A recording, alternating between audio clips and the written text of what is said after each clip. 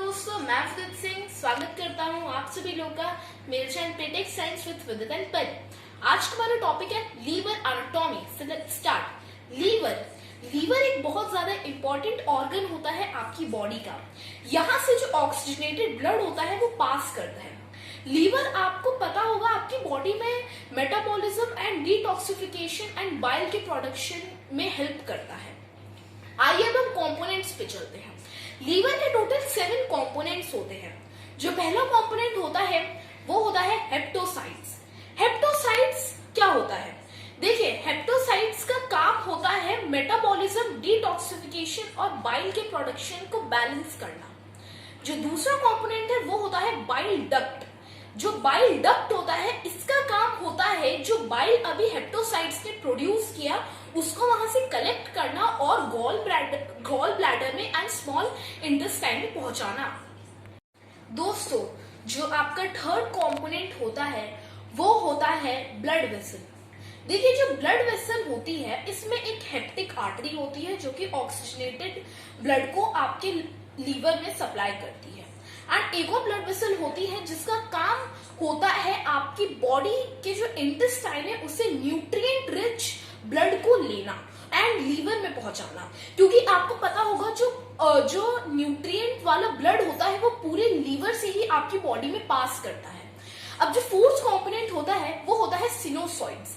ये एक ऐसा सब्सटेंस होता है या एक ऐसा स्ट्रक्चर होता है यहाँ पे एक्सचेंज ऑफ सब्सटेंसेस होते हैं। यहाँ पे हेप्टोसाइट्स एंड बाइल डक्ट का यहाँ पे एक्सचेंज होता है।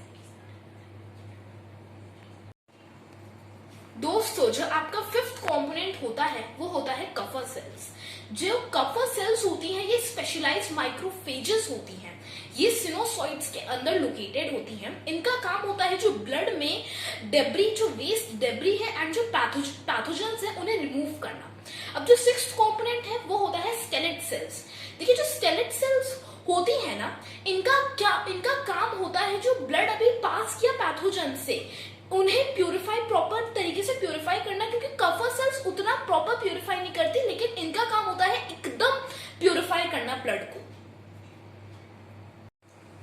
दोस्तों, जो आपका लास्ट लीवर का कंपोनेंट होता है वो होता है लोब्यूल्स। जो लोब्यूल्स होता है वो एक हेक्सागोनल शेप में होता है। ये आपका हेप्टोसाइट्स एंड सिनोसॉइड्स के बीच में प्रेजेंट होता है एंड ये एक सेंट्रल वेन को कंटेन करता है। देखिए, जो जितने भी कंपोनेंट्स बताए ये बहुत ज्यादा एसेंशियल एंड वाइटल होते हैं आपके लीवर के फंक्शनिंग के लिए। अगर ये सब नहीं होंगे तो आपका जो डाइजेशन है वो प्रॉपरली नहीं हो पाएगा। जो डाइजेशन होता है उसमें कभी कभार डिसऑर्डर्स भी आते हैं एंड कई सारे डिजीजेस भी आते हैं। जो डिजीजेस, आइए डिजीजेस के बारे में बात करते हैं। जो सबसे ज्यादा फेमस डिजीजेस होते हैं वो होता है एक फैटी लीवर एंड वो होता है हेपेटाइटिस। देखिए, जो फैटी लीवर होता है ना उसमें 2 टाइप्स होते हैं। एक होता है non alcoholic fatty liver NAFLD and एक होता है अल्कोहलिक फैटी लीवर। जो नॉन अल्कोहलिक फैटी लीवर होता है वो उनको होता है जो वो थोड़ा सा अल्कोहल या बिल्कुल भी उसे नहीं पीते हैं। उसमें क्या होता है कि उसके साइड में बहुत ज्यादा फैट्स जम जाते हैं। फैट्स जम जाते हैं तो कोलेस्ट्रॉल होता है। कोलेस्ट्रॉल से जो ब्लड होता है वो प्रॉपरली पास नहीं कर पाता एंड आपके डाइजेशन में डिसऑर्डर होता है।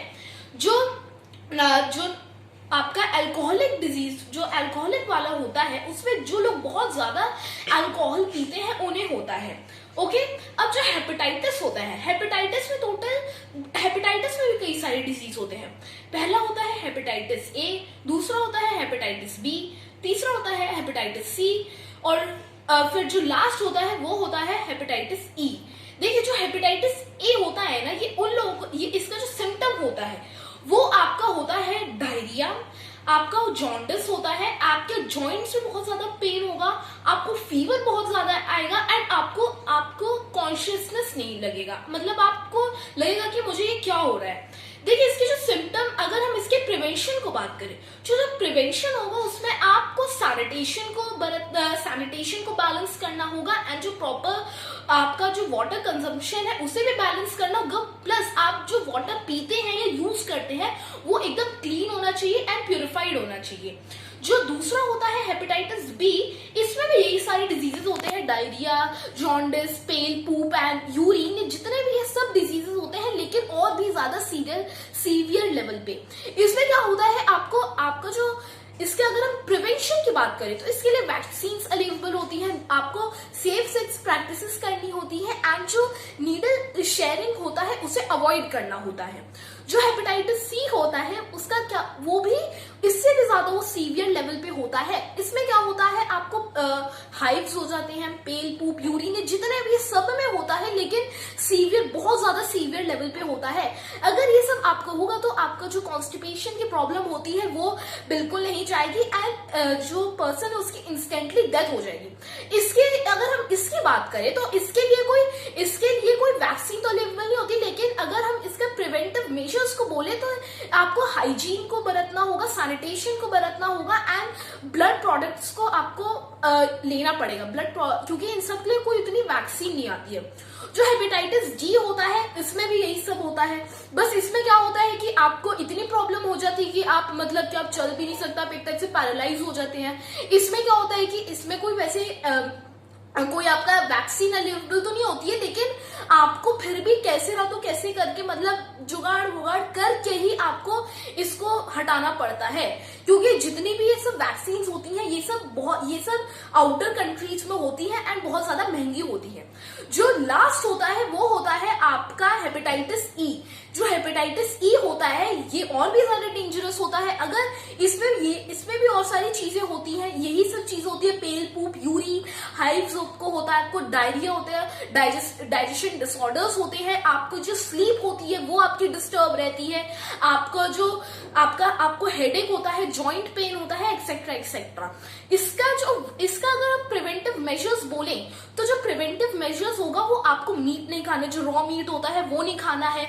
आपको क्या करना है कि प्रॉपर सैनिटेशन मेंटेन करना है, प्रॉपर वाटर कंजम्पशन को मेंटेन करना है। जो आपको कोई भी फॉर एग्जांपल आप रिस्की जगह पे है, आपको पानी को प्रॉपर प्यूरिफाई करके ही पीना है।